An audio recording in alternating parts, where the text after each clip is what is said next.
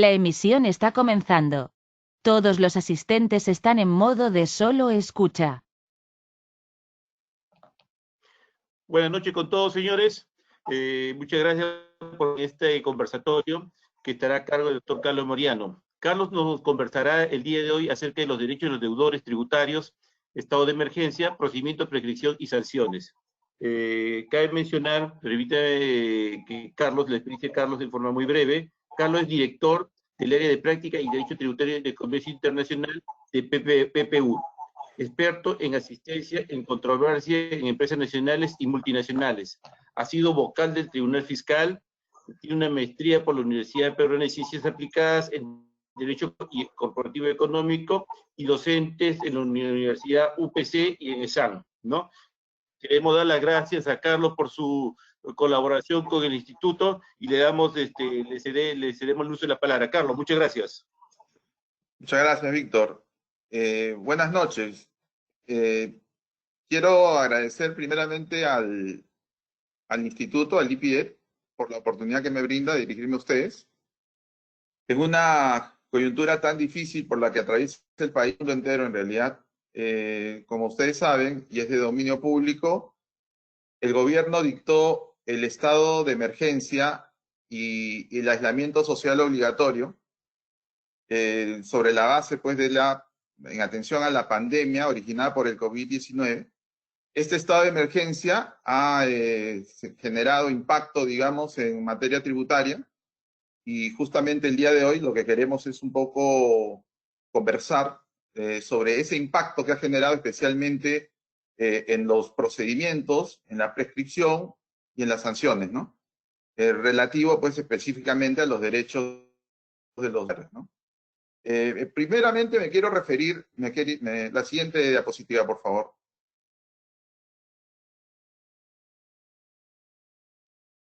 Hola. Sí, como ustedes saben, y como ya lo dije al inicio, el Decreto Supremo 044-2020 dictó la declaratoria de emergencia nacional y aislamiento social obligatorio. Y en estado de emergencia, que después vamos a ver que evidentemente es un supuesto de fuerza mayor, el mismo gobierno publicó, en primer lugar, el decreto de urgencia 026-2020, que rigió a partir del 16 de marzo de este año, y que estableció la suspensión por 30 días hábiles del cómputo de los plazos de tramitación de los procedimientos sujetos a silencio administrativo negativo y positivo, ¿no? El trámite a la vigencia de esta norma. Como ustedes ven, por una omisión inconsciente del legislador, ciertamente quedó corta este decreto de urgencia porque solamente se refirió a los procedimientos sujetos a silencio administrativo negativo y positivo. No comprendió otros procedimientos que evidentemente ante esta situación de emergencia, esta situación de fuerza mayor, era necesario también de manera predictible establecer la suspensión de los plazos. Ante esta omisión del legislador, pocos días después, mediante el decreto de urgencia 029-2020, que rigió o que fue aplicable a partir del 23 de marzo del 2020, se declaró esta vez la suspensión por 30 días de los plazos de inicio y de tramitación, pero de todos los procedimientos administrativos en general y evidentemente los tributarios, ¿no? Dado que trató de subsanar la omisión que se había dado con el decreto de urgencia 026-2020, ¿no? Evidentemente trató de subsanarlo, pero más allá de esa omisión del legislador, porque evidentemente este supuesto de emergencia, este supuesto de fuerza mayor, pues sorprendió a todos, ¿no? Pues es una situación excepcional que sorprendió hasta el propio legislador y que lo llevó, pues, a omitir a todos los procedimientos, como los procedimientos tributarios que no están sujetos a silencio negativo o positivo, ¿no? La siguiente, por favor. Ante esa circunstancia, estos plazos, estos decretos de urgencia, el 026 y 029, fueron prorrogados sucesivamente hasta que finalmente el Decreto Supremo 087-2020, que fue publicado el 20 de mayo del 2020, estableció por última vez que esperaba hasta el 10 de junio del año 2020. Pero aun cuando vemos que ha habido una omisión o una carencia del legislador a establecer que procedimientos iban a ser suspendidos desde el inicio del estado de emergencia, en realidad aquí el elemento protagónico es el de la fuerza mayor, ¿no? Como ustedes saben, la fuerza mayor es una institución que está pues contemplada o es de origen civil y que evidentemente imposibilita la actuación de partes que están involucradas en una relación jurídica. Es un hecho externo que es extraordinario porque no se desempeña de manera habitual, es una situación irregular, es impredecible porque no se puede predecir su ocurrencia y también es irresistible porque las consecuencias de su ocurrencia no se pueden neutralizar. Entonces, es un hecho externo a las partes y que restringe la actuación de ambas partes. En este caso, a las partes, tanto a la administración como a los administrados, porque este estado de emergencia lo que hizo es limitar toda la actividad tanto de la administración pública como de los administrados. Y ante esa circunstancia, creo yo que aun cuando hubo esa omisión del decreto de urgencia 044, al no contemplar desde el inicio la suspensión de todos los procedimientos tributarios, creemos nosotros que en atención a este principio de fuerza mayor y a este decreto de urgencia, particularmente el decreto supremo 044-2020, y en atención también a lo que constituye o lo que califica como plazo. Ustedes saben, existen sendas sentencias casatorias en las que la Corte Suprema ha señalado que el plazo lo define como un término señalado para realizar alguna actuación. Si esa actuación en ambas partes, tanto de la administración como de los administrados tributarios, no se puede realizar, indudablemente en atención mayor, sabemos pues de que todos los plazos deberían entenderse suspendidos desde el inicio de la declaratoria del estado de emergencia. Por esas consideraciones y en atención también a que al principio o al derecho del debido procedimiento, que significaba pues de que cualquier actuación de la administración podría menoscabar el derecho de defensa del contribuyente, evidentemente lo que debe cautelarse también es el ejercicio pleno de ese derecho, ¿no? ¿Qué ejercicio pleno puede realizar un contribuyente en una situación de emergencia donde no puede ejercer plenamente ese derecho, ¿no? Sabemos que el derecho al debido procedimiento comprende el derecho a impugnar cualquier acto administrativo, a fundamentar los recursos respectivos, a ofrecer pruebas y obtener una decisión motivada conforme a derecho. Y evidentemente ese ejercicio no se podía ejercer plenamente en una situación de emergencia como la que hemos estado viviendo hasta hace poco. La siguiente, por favor. Entonces, aun cuando exista esa omisión inicial del legislador, vemos en pantalla de que efectivamente creemos que en atención a estas instituciones, como son la fuerza mayor, especialmente, y al debido procedimiento, creemos de que los plazos igualmente se consideran suspendidos desde el inicio del estado de emergencia. La siguiente, por favor. Hace poco, justamente ha sido emitido el informe 40 del año de este año, de la SUNAT, en el que ha establecido que el procedimiento que debe ejercer la administración al efectuarse una declaración determinativa con un monto menor de la obligación tributaria, se mantenía suspendido. Evidentemente, bueno, alude al decreto de urgencia 029, por las razones que yo he señalado. Creo que incluso este plazo estaba suspendido desde el inicio del dictado de la declaratoria de emergencia, ¿no? O sea, con la vigencia, en todo caso, del decreto supremo decreto de urgencia 026. La siguiente, por favor.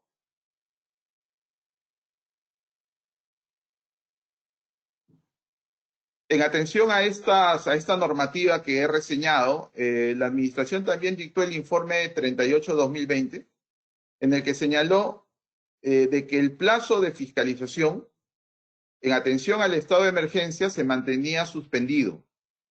Y señala una frase que en realidad creo que es poco predictible, porque dice que se va a mantener durante el tiempo que impida a la SUNAT efectuar las actividades necesarias para la realización de dicho procedimiento. Quiero recordar de que el artículo 62A del Código Tributario establece como una causal de suspensión del plazo de fiscalización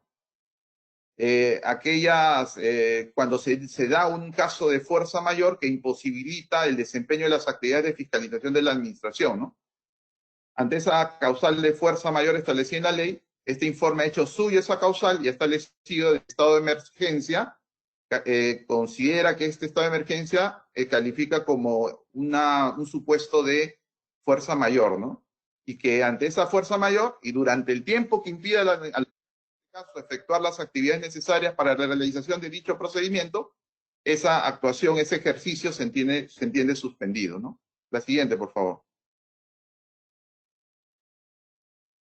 Entonces, ante esa circunstancia en la que están suspendidos, especialmente me quiero referir al procedimiento de fiscalización, ¿no? ¿Qué acciones debería o está realizando o debería realizar, quiero decir, la administración tributaria al ejercer esta fiscalización? Creemos de que lo que acá debe imperar es el garantizar los derechos de los administrados, que la actuación de la administración sea predictible. Entonces, en circunstancias en las que tenemos requerimientos que vencieron en plena cuarentena, en los que la administración estableció el modo, la forma y el lugar de exigencia de una información, de una comparecencia, de cargo, creemos que en atención al principio de predictibilidad, sin duda la administración, y creo que felizmente lo está haciendo, debe reprogramar los requerimientos de fiscalización que vencieron durante ese plazo, ¿no? Como también vemos que lo hace el Tribunal Fiscal por su parte cuando reprograma los informes orales, y que ya lo viene haciendo desde esta semana. Un tema que es muy relevante, y quiero recalcarlo, es que el informe 38, por un lado, establece que es una causal de fuerza mayor, el estado de emergencia. Una frase, como lo dije anteriormente, que es poco predictible, porque señala que esa restricción de las actividades fiscalizadoras se va a mantener vigente durante el tiempo que impida a la SUNAT efectuar las mismas, ¿no? Esta frase en realidad no tiene contenido. Entonces creemos de que esta situación, esta frase que ha señalado la administración en este informe, debería ser pues objeto de mayor definición, ¿no? Porque si no crea una situación de incertidumbre que no es buena para los operadores tributarios.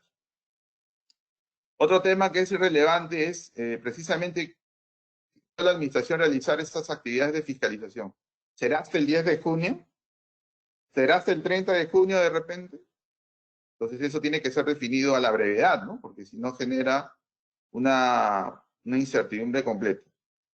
Otra pregunta que nos hacemos es ¿qué otras actuaciones la administración estuvo impedida de hacer? O sea, porque hemos hablado de las actuaciones fiscalizadoras de la administración, pero ¿qué otras actividades estuvo impedida la administración de hacer durante ese estado de emergencia?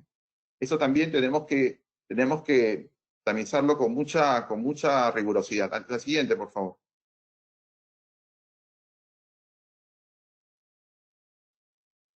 Con motivo, pero antes de entrar al principio de plazo razonable, lo que quería destacar también es un aspecto muy relevante. O sea, aquí hay una incongruencia también que quería destacarla, porque por un lado, el estado de emergencia se mantuvo, por lo menos de manera general, se mantuvo vigente hasta el 30 de junio, en tanto que estos plazos de los procedimientos tributarios se entendían suspendidos hasta el 11. Entonces hay una incongruencia ahí, porque lo razonable hubiera sido que ambos plazos concluyeran en la misma fecha, ¿no? Entonces, al haber esta discriminación de que el plazo o la suspensión de estos plazos de procedimiento se mantiene viva hasta el 10 de junio y el estado de emergencia se mantiene hasta el 30 de junio, evidentemente genera una incongruencia que en realidad no genera nuevamente una incertidumbre en los contribuyentes, ¿no? En atención precisamente a su plazo razonable por una causal de fuerza mayor como fue el estado de emergencia, evoca pues la aplicación del principio de plazo razonable, ¿no? Como ustedes saben, y es de dominio público, el Tribunal Fiscal en en conocidas sentencias, ha establecido, ha invocado el principio de plazo razonable para el no cómputo de intereses moratorios cuando los procedimientos o los plazos que rigen la resolución de los recursos por partes tributarias y el Tribunal Fiscal exceden su plazo, ¿no? Lo que ha dicho el Tribunal Constitucional es que en atención al principio del plazo razonable, si estos órganos resolutores exceden el plazo, entiendo por una causal que no es imputable a los contribuyentes, no deben computarse el interés moratorio por ese exceso, ¿no? Pero sabemos de que este principio de plazo razonable es un principio que ha sido recogido en la Convención Americana de Derechos Humanos, la cual es suscriptor el Perú. Entonces, este principio de plazo razonable, ¿por qué lo toco? ¿Por qué? Porque en realidad es un principio que trasciende los supuestos que han sido objeto de estas sentencias del Tribunal Constitucional. Y por lo tanto, deben ser aplicados, creo yo, o en todo caso sugiere que el legislador tributario modifique el Código Tributario para que en supuestos en los que cualquier procedimiento se genera en exceso, no, los intereses moratorios tampoco deben ser computados, como ocurre en esta situación de emergencia, donde creo yo que y además es evidente, que esta suspensión de actuaciones de la administración y de los contribuyentes no es pues por una causa imputable a los administrados, evidentemente. Y entre esa situación creemos que el cómputo de los intereses moratorios tampoco debe ser considerado en atención a este principio de plazo razonable, que es un principio en realidad universal. Todo procedimiento debe tener un plazo. Y también es importante dado que estamos ya citando este principio, esta institución, que también debería ser aplicado en atención a este principio debería ser aplicado incluso en circunstancias o de procedimientos como los de fiscalización, ¿no? Cuando se extiende la fiscalización por causales que no son imputables al contribuyente, como por ejemplo cuando la administración solicita información a un ente público distinto a la administración, al poder, que son pues circunstancias que no son imputables al contribuyente, no debería computarse el interés moratorio, como también cuando muchas veces la administración tributaria demora en emitir las resoluciones de determinación, debería haber un plazo evidentemente aplicable y que sirva de referente para que al vencimiento del mismo no se compute tampoco el interés moratorio, o como cuando la norma tributaria establece de que no se aplica el plazo del año a las fiscalizaciones de precios de transferencia, ¿no?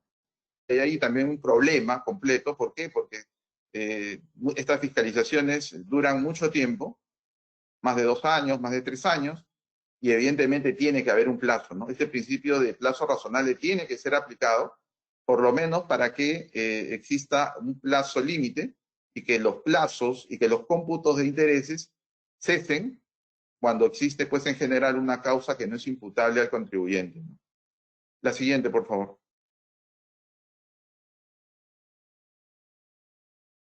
Con motivo de este estado de emergencia, también debe considerarse lo relativo a los plazos de prescripción, ¿no?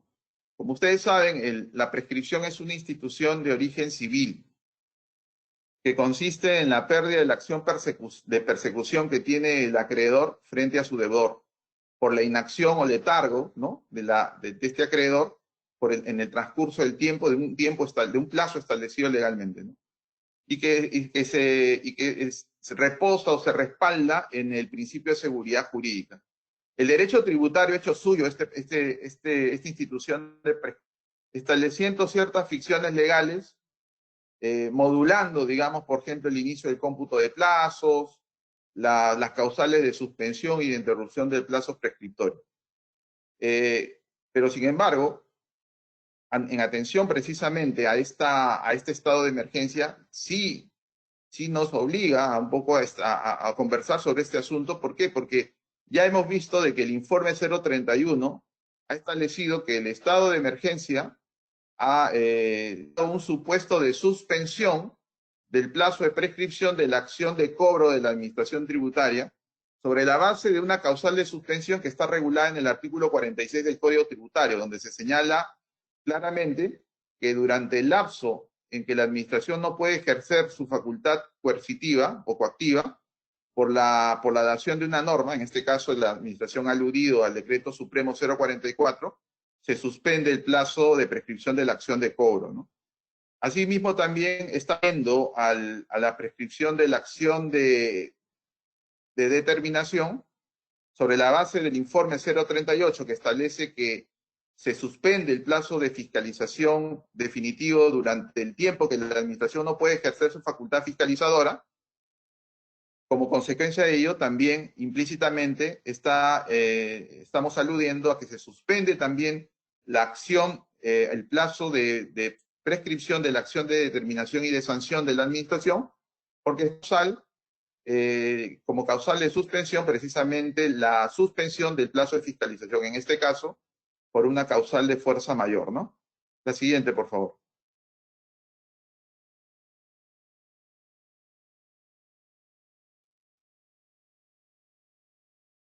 Recientemente, la SUNAT, sobre la base de este informe 038 al que me he referido en la anterior diapositiva, ha emitido el informe 039, ¿no? Donde ha establecido que esta declaratoria de emergencia ha significado la suspensión del plazo de prescripción de la acción de determinación y de sanción de la administración tributaria durante el tiempo que dicha medida le impida ejercer dichas acciones, ¿no?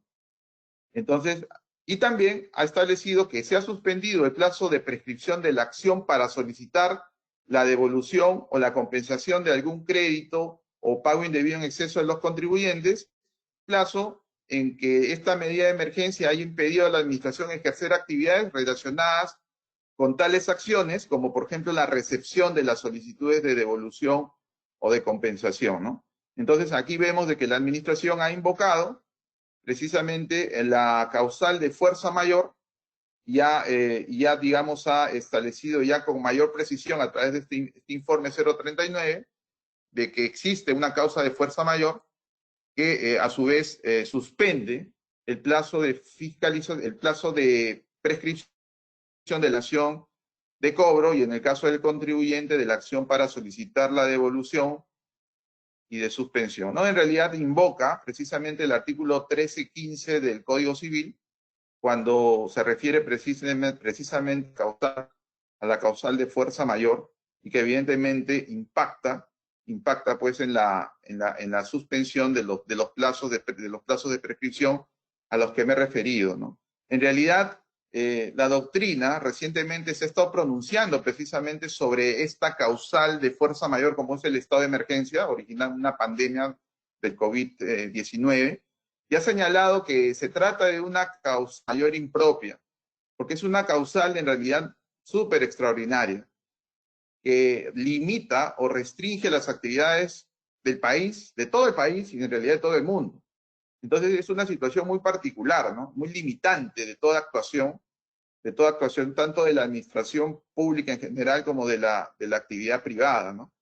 Y en esa circunstancia, que se mantiene estas condiciones que exige precisamente la institución de la fuerza mayor, como es el carácter extraordinario del supuesto, el carácter imprevisible e irresistible, si se mantienen ambas, o estas tres condiciones, evidentemente, sí suscita importancia la causal de fuerza mayor, ¿no? Y mientras se mantenga la misma, el cómputo es general, tanto como lo que hemos visto de los plazos de procedimientos, rigurosamente hablando, y de los casos de fiscalización o el caso de prescripción, evidentemente tendrían que haberse suspendido durante ese tiempo, ¿no? El problema es que la administración ha invocado una frase que en realidad suena a impredictible, como es que estas actividades se mantengan suspendidas durante el tiempo que le impida esta situación de emergencia, ¿no? Situación que creemos nuevamente, y lo quiero destacar, que debe ser definida claramente. La siguiente, por favor.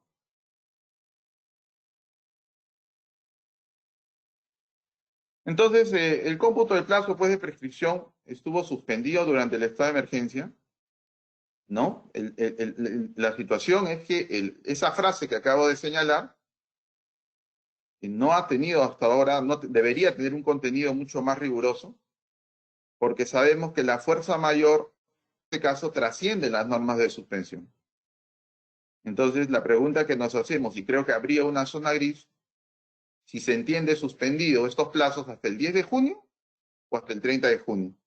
O sea, porque la situación, o sea, como ustedes saben, cualquier actuación de la administración realizada, creo yo, hasta el 30 de junio podría ser cuestionada. Podría ser cuestionada porque creo yo que podría entenderse de que el contribuyente no puede ejercer plenamente su derecho al debido procedimiento, ¿no?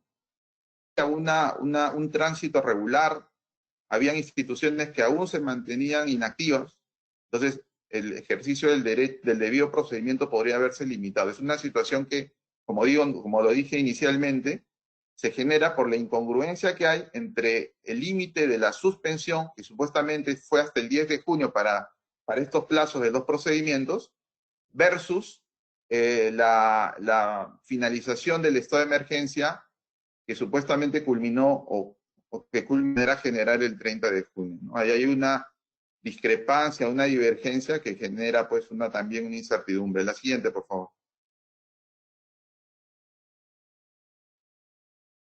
Ahora bien, también quiero referirme a la facultad sancionatoria, ¿no? Y para eso quiero un poco evocar lo que es la discrecionalidad.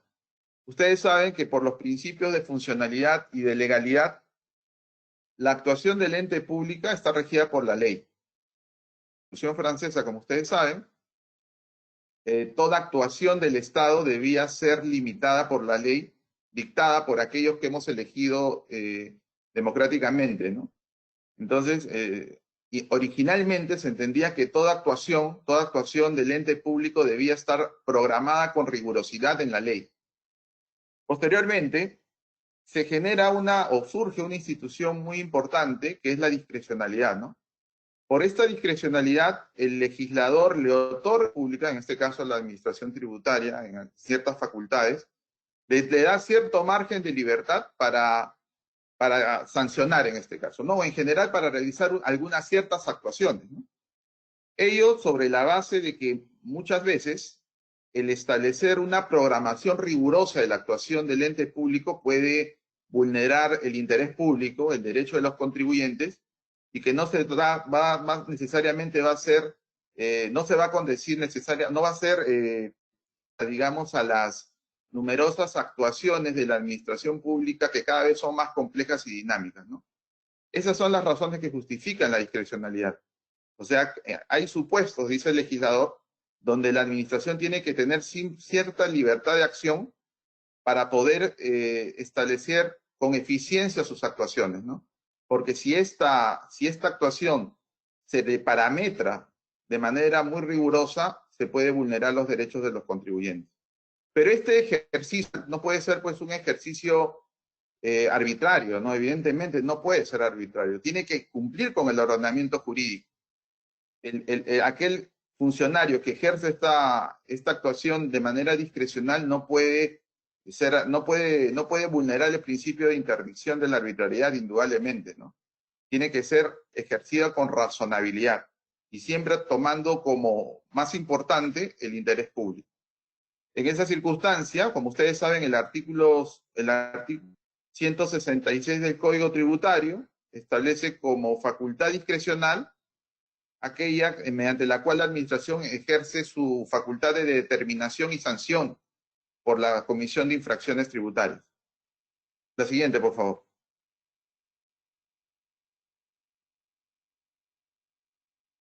En atención a esa discrecionalidad que está regulada explícitamente en el Código Tributario, en el ejercicio de la facultad sancionadora de la Administración Tributaria, resoluciones de superintendencia donde dispuso la aplicación de esa facultad discrecional para las infracciones en que supuestamente incurran los deudores tributarios por la declaratoria de emergencia, ¿no? Desde el 16 de marzo y finalmente prorrogada con carácter general mediante la resolución de superintendencia 011-2020 hasta el 30 de junio, ¿no? Con algunas excepciones, ¿no? Tratándose de algunas regiones, como Arequipa, Junín, Huánuco, ha establecido que esta facultad discrecional se va a mantener, se va a mantener vigente en estas localidades hasta finales de este mes. Sin embargo, esta situación en realidad de discrecionalidad es relativa, ¿no? Porque en realidad está mucho más cercana a una causal de eximencia de responsabilidad de los contribuyentes, ¿no? Porque si estamos hablando de que la institución de la fuerza importancia en estos casos, en una situación en la que el ámbito privado y el sector público no pueden desempeñar sus funciones o sus actuaciones, evidentemente se limita el cumplimiento de los deberes formales de los contribuyentes, ¿no?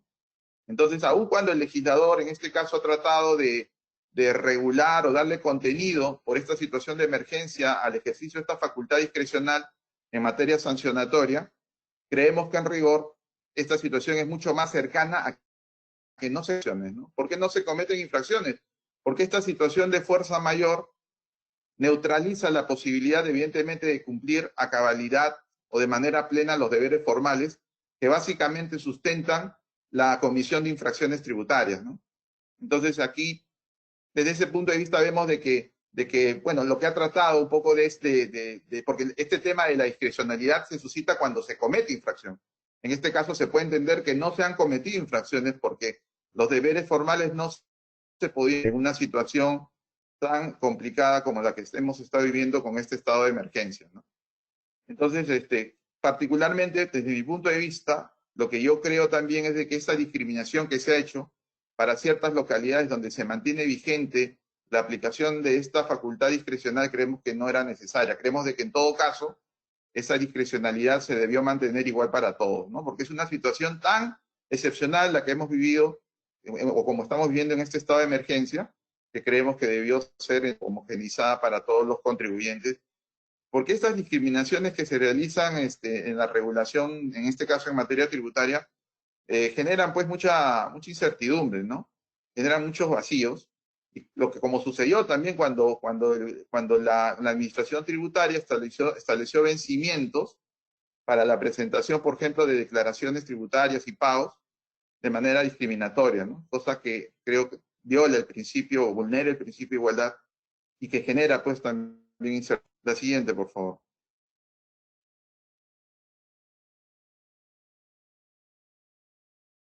A su vez, en el campo de las infracciones aduaneras, igualmente se dictaron resoluciones que, digamos, daban contenido supuestamente a este ejercicio discrecional de la facultad sancionadora y que también han sido prorrogadas. La siguiente, por favor.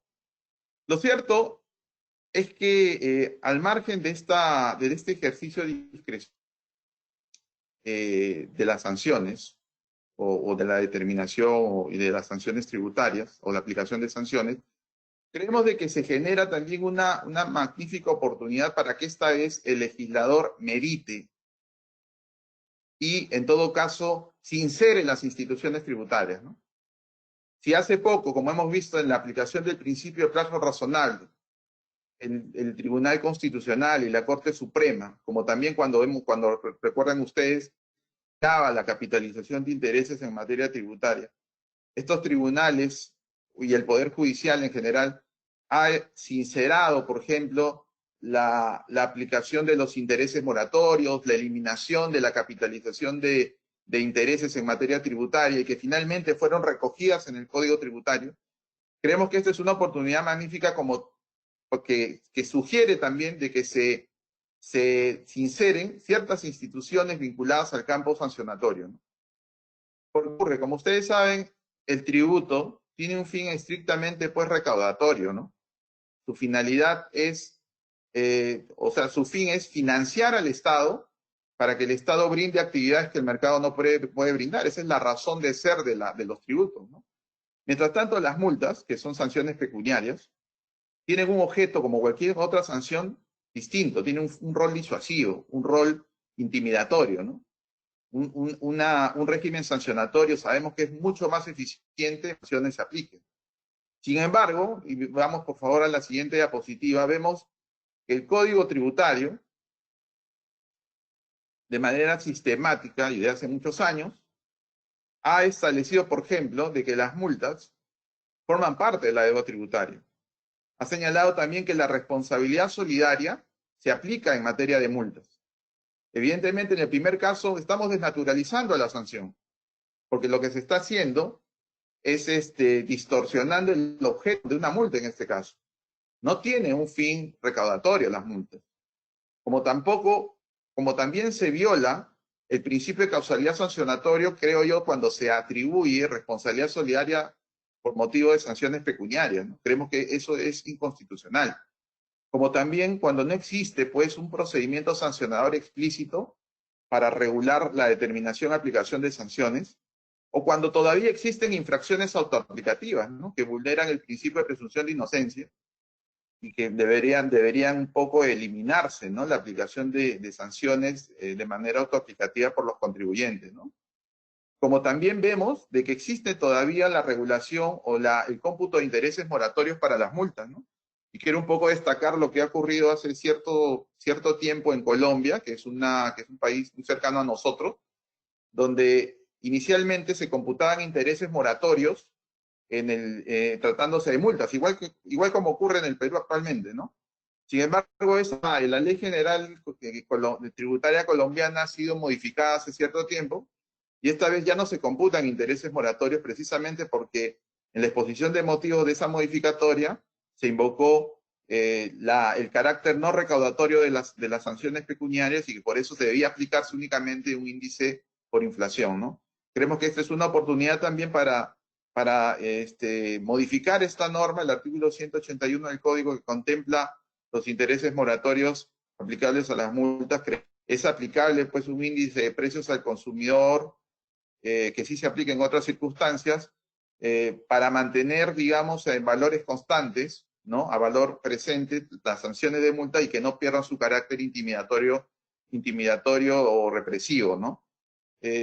También vemos de que la presión tributaria se mide en función a las multas, cosa que también distorsiona en las fiscalizaciones realizadas especialmente por la SUNAT, donde la administración tributaria establece dentro de su patrón incluye las multas, ¿no? Y sabemos también que existe mucha resistencia en algunos casos de la administración para aplicar los principios del derecho administrativo sancionador, ¿no? Entonces, en unas circunstancias como esta que vive el país por motivo de esta pandemia y este estado de emergencia, creemos que es una oportunidad importante, y atendiendo precisamente a estas sentencias a las que me he referido, en las que se están sincerando las instituciones tributarias, como la aplicación del principio de plazo razonable, la eliminación de capitalización de intereses, que en breve debería el legislador hacer una modificación integral de toda esta normativa que desnaturaliza evidentemente la finalidad intimidatoria que debe tener solamente las sanciones, y no darle, pues, un matiz recaudatorio que evidentemente vulnera los derechos de los administrados, y creemos que debe ser tomada en cuenta en general, no solo por el legislador, pero también por la administración, ¿no? Bueno, eso ha sido todo, y les agradezco por la atención. Muchas gracias. Gracias a ti, Carlos, por la exposición. Te agradecemos. Ahí vamos a pasar a la sesión de preguntas.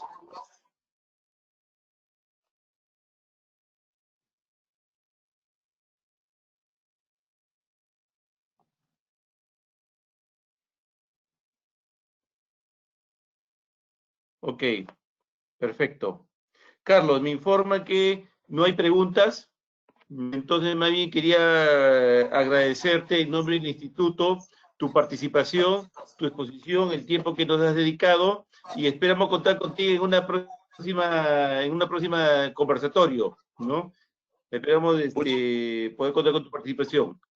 Muchas gracias, Víctor. Muchas gracias por la oportunidad, y cuando quieran, cuente conmigo para cualquier otro evento. Muchas gracias. Hasta luego. Perfecto, muchas gracias. Gracias, señores. Hasta luego. Buenas noches. Hasta luego, Carlos.